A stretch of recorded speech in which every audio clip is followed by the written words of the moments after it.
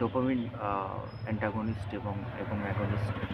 তো এই জন্য হয় কি, আপনি over the years of time আপনাকে যে ডায়েট প্ল্যানটা দেওয়া হয়, ওই ডায়েট প্ল্যানটা ফলো করে আপনি গাট ফ্লোরাকে মানে ইমপ্রুভ করবেন। যেমন আপনাকে বিটরুট দেওয়া হচ্ছে, অশ্বগন্ধা দেওয়া হচ্ছে, বিভিন্ন হার্ব দেওয়া হচ্ছে, তারপর হচ্ছে আপনাকে টক দই খাইতে বলা হচ্ছে। এই জিনিসগুলো কিন্তু খাইতে হবে। আপনি শুধুমাত্র ওষুধের উপরে মানে ডিপেন্ডেন্সি যদি ক্রিয়েট করেন, দেন এটা আসলে আপনাকে সারা জীবন ওষুধই কন্টিনিউ করতে হবে। আপনি ওষুধ প্রথম অবস্থায় আমার লাগছিল, বিকজ আমি প্রথম অবস্থায় ওষুধকে ইউটিলাইজ করছি এই কারণে, কারণ আমি জানতাম যে আমি ডায়েটটা যদি এক্স্যাক্টলি আমি ফলো করি, ডায়েট যদি আমি মেনটেন করতে পারি, আমি যদি আমার গাট ফ্লোরাকে ইমপ্রুভ করতে পারি, আমার পেট অলরেডি যে সেরোটোনিন প্রডিউস করতে পারতেছে না, ওই সেরোটোনিনটা দ্বিতীয়বার প্রডিউস করবে।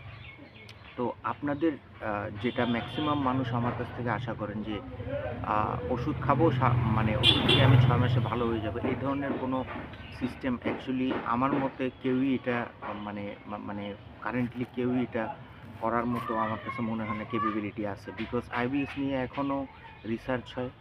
হ্যাঁ, আইবিএস কী কারণে হয়, জেনেটিক্যাল কারণ থাকে, কারো সেক্সুয়াল প্রবলেম কনভার্ট হয়ে আইবিএস হয়, কারো সাইকোলজিক্যাল ট্রমা থেকে আইবিএস হয়। তো এগুলো মাল্টিপল মানুষের মাল্টিপল কারণ, ওষুধগুলো একরকম না। হ্যাঁ, কারণ আমার ক্ষেত্রে যে ওষুধ কাজ করছে এটা হয়তো বা আপনার ক্ষেত্রে কাজ করবে না, আপনার ক্ষেত্রে ডিফারেন্ট গ্রুপ অফ মেডিসিন হয়তো বা দরকার। তো আপনি সবসময় কনসেন্ট্রেট করবেন যে আপনি যাতে যে ডায়েট প্ল্যানটা দেওয়া হয় ওইটা বুঝে শুনে বানায় দেওয়া হয়, এই কারণে যাতে এই ডায়েট প্ল্যানটা ওর বডিতে যদি সেরোটোনিনের ডেফিসিয়েন্সি থাকে অথবা ডোপামিনের ডেফিসিয়েন্সি থাকে, ওইটাকে যাতে over the period of time 2-3 মাসে এটাকে কনভার্ট করা যায় অন্য কোনো ইয়াতে। আপনি ডায়েটকে এক সাইডে ফালাই দিয়ে যদি শুধুমাত্র ওষুধে এটা কিওর খুঁজেন, অ্যাকচুয়ালি ওষুধে এটা কোনো দিন কিওর হবে না। এটা ওষুধ যতদিন খাবেন ওষুধগুলো কাজ করবে, কিন্তু এরপরে কারণ এটা তো আর্টিফিশিয়ালি আপনার বডিতে সেরোটোনিন ডোপামিন বাড়ায়। হ্যাঁ, আপনার আর্টিফিশিয়ালি বাড়ানো, হঠাৎ করে বাইরে থেকেও একটা ট্যাবলেট খেয়ে সেরোটোনিন ডোপামিন এন্ডোরফিন দেওয়া আর আর ন্যাচারালি বডি প্রডিউস করার মধ্যে অনেক ধরনের অনেক অনেক ডিফারেন্স এটা।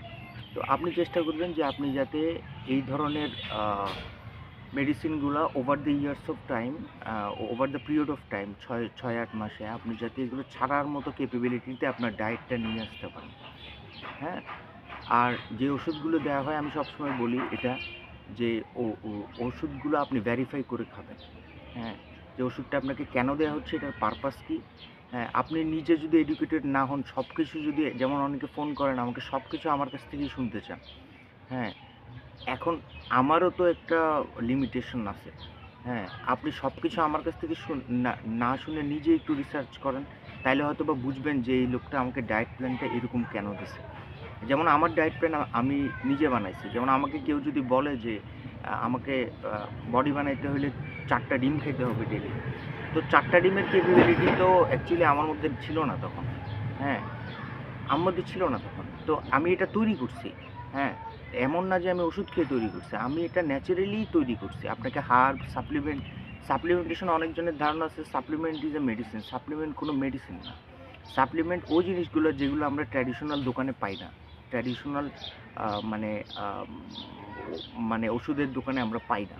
এই জিনিসগুলো আমাদেরকে সাপ্লিমেন্টেশনই করতে হবে। যেমন অ্যালগ্লুটামিন যদি আপনাকে খাইতে হয়, আপনাকে এটা সাপ্লিমেন্টেশনই করতে হবে। আপনি পারবেন না এটা। আপনি পারবেন না যে প্রতিদিন আপনাকে 100 গ্রাম করে পায়া স্যুপ খাইতে হবে প্রত্যেক দিন।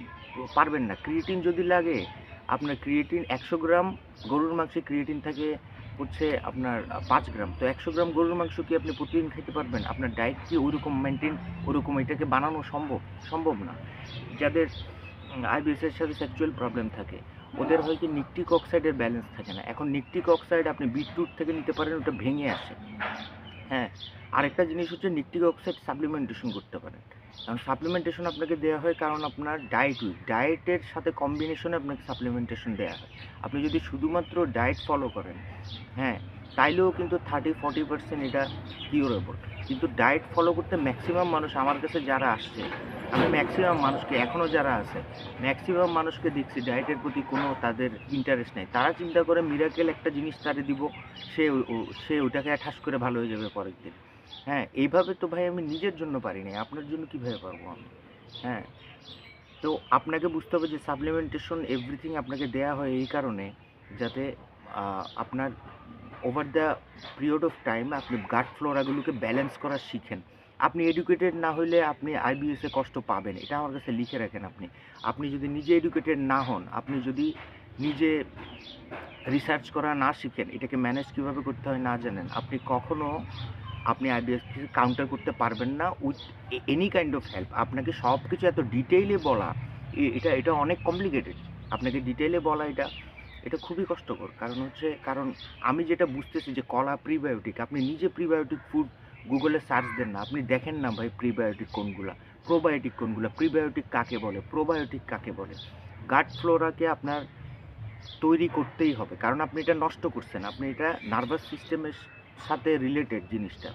আপনি নার্ভাস সিস্টেম সিগন্যাল দিবে না সেরোটোনিন তৈরি করার, গাট ফ্লোরাকে ম্যানেজ করতে পারে না। তো যেহেতু ম্যানেজ করতে হবে, তাইলে তো আপনাকে গাট ফ্লোরা বাড়াইতে হবে। আপনি তো জিনিসটা ক্ষতি করছেন। হ্যাঁ, আপনি যদি শুধুমাত্র চিন্তা করেন যে মানে আপনার এই যে ওষুধ দিয়ে ওষুধ, আমি এমন 40টা ওষুধের নাম জানি যেগুলো খাইলে আপনার পরের দিন ভালো লাগবে। হ্যাঁ, কিন্তু এগুলো তো সাইকেডেলিক ওষুধ। হ্যাঁ, আপনাকে তো এটা ছাড়ার একটা প্রসেসে আসতে হবে। সাপ্লিমেন্ট দেই কেন? যাতে আপনি ওষুধগুলো ছাড়তে পারেন, যাতে আপনি ডায়েটে কনসেন্ট্রেট করতে পারেন, যাতে ওষুধ দেওয়া লাগে। কারণ হচ্ছে আমি বারবার বলি যে আপনি এটা ভেরিফাই করে থাকুন। কেন বলি? কারণ হচ্ছে যে আপনাকে বুঝতে হবে যে আপনি ওষুধ খাচ্ছেন একটা not for longer period of time. আপনি খাবেন, এরপরে আপনাকে যাতে আপনি ডায়েটে আসতে পারেন, আপনি ডায়েটে আইসা দেন চেষ্টা করবেন যে অর্ধেক করে দেন। হ্যাঁ, 1/3 করে দেন, দেন 4 of 1 করেন। হ্যাঁ, এইভাবে জিনিসটাকে over the years of time আপনাকে এটা ছাড়তে হবে।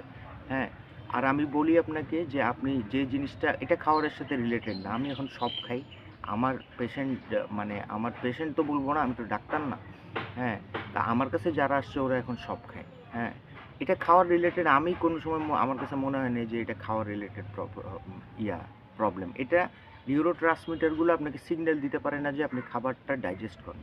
তো ডাইজেস্ট করেন যখন সিগন্যাল দিতে পারে না, তার মানে হচ্ছে আপনার বডি ডাইজেস্ট করবে না। কারণ সিগন্যালিংটা এত উইক, ব্রেইন গার্ড অ্যাক্সিসটা এত উইক যে আপনার খাবার যে হজম করতে হয়, আপনাকে যে ধরেন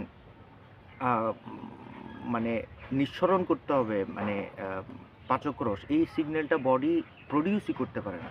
আপনাকে এটা শিখাইতে হবে যে ভাই আগের মতো সিস্টেমে আসো, আই উইল বি ডিসিপ্লিন, আমি এইভাবেই জিনিসটার প্রসেস চাচ্ছি। অটোনোমাস সিস্টেমটাকে যতদিন অ্যাক্টিভেট করতে পারবেন না আপনি, আপনার কিন্তু কষ্ট হবে।